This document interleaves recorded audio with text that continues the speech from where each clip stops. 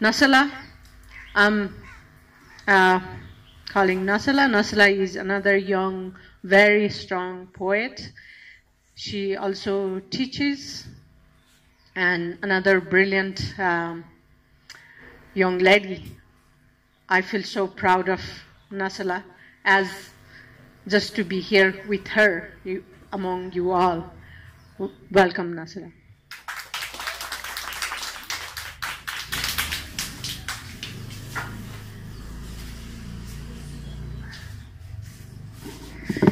कहिलेकाहीँ चाहिँ अडियन्समा बसेर ताली मात्र बजाइदिनु पाए पनि रमाइलो हुन्थ्यो जस्तो हुन्छ हैन आज this feels like a day like that.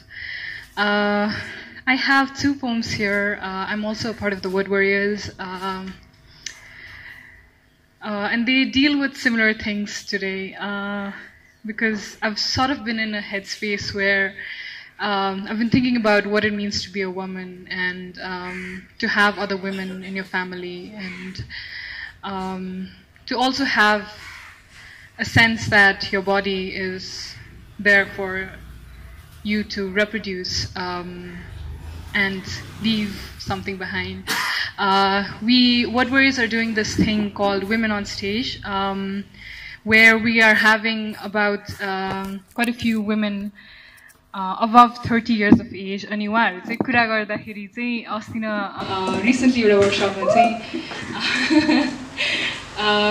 एउटा recently workshop एउटामा चाहिँ they were talking about how holy the womb is and how the woman's existence is centered around that and everything. And I had like a few things to disagree with there.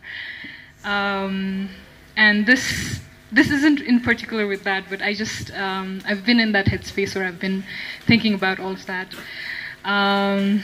Okay, the first one's called Inheritance. Inheritance.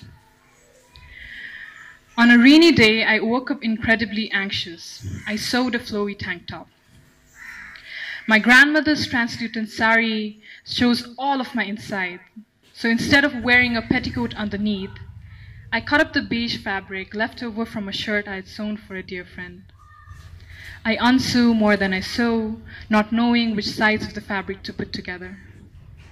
Sewing is not mindless, like washing dishes or cleaning. It isn't like cooking. I cannot take back the salt or the oil or the pepper. I do not cook enough to know how to. Even when I do, I need to ask my mother where the spices are. She will know where the pepper is, even though she prefers the heaviness of turmeric and cumin.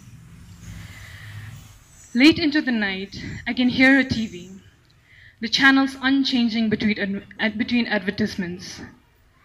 Both the sewing machines in my house stay silent when she sleeps. She tells me I need a clear hair to sew, more so to cut the fabric. She teaches me to mark the wrong side of the fabric with an X even before I begin. I always forget and have to put the pieces back together to trace my way back to the braille-like bumps along the edges. The sari is slippery and moves even when I get on all fours, marking and cutting the curves. When the top has taken a deceiving length of it, it still spans across my room, like a river of widow's colors. A 21-year-old tells me I look pretty in the flowy tank top. My students ask me where I'm headed, all dressed up. The next day, I wore it to a loved friend's engagement to the man she loves. At the table, a man my father grew up with is asking me when my turn is, if they should be looking for a suitor. Scrutiny is a blanket and I'm completely under. Kathmandu is small, but right now I can afford to tell him I do not want to. Behind the dark glasses, my eyes follow a child as he runs away from a mother who looks younger than I am, her sari draped, seemingly perfect. Even as I proclaim my dog to be the closest thing to a baby I will ever have, on a night my mother wasn't home, I walked into a lobby that stank of his poop. She worries we do not know how to take care of him well enough. My mother calls herself a strong woman, and everybody believes her.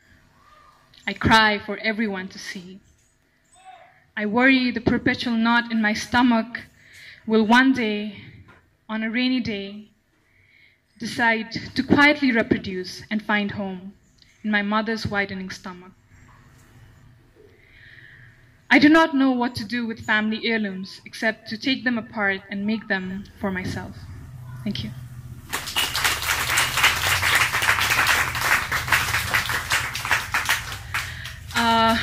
The next one's called Pillow Hands. Pillow Hands. We're almost done with the conversation. From the other end of the couch, she gently strokes my extended palms, takes in their paleness, turns them over, fiddles with a thumb that bends over backwards, and tells me that I have pillow hands. And I let him. Even on days my hands feel like extra parts I have to be careful not to trip on, they open up to become pillows and umbrellas and winter coats. My tired eyes go from being rubbed under these pillow hands and seeing dried Mustang apples to become clear mirrors for others. My ears, they become acoustic dead-ends to secrets. The secrets, they seep into my head, toss and turn in dreams that I barely remembered come morning, but will stay in my bones through the day. My chest heaves and suffocates under a perpetually stuffy nose and resembles a trampoline in action more than a cloud, but it feigns a calmness that people almost always trust. My tongue is a spring.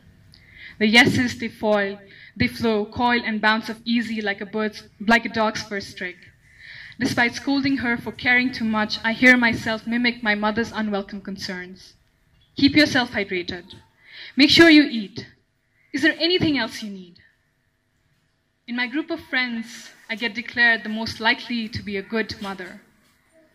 But my waist is a bed that mothers more weeds than flowers and spreads.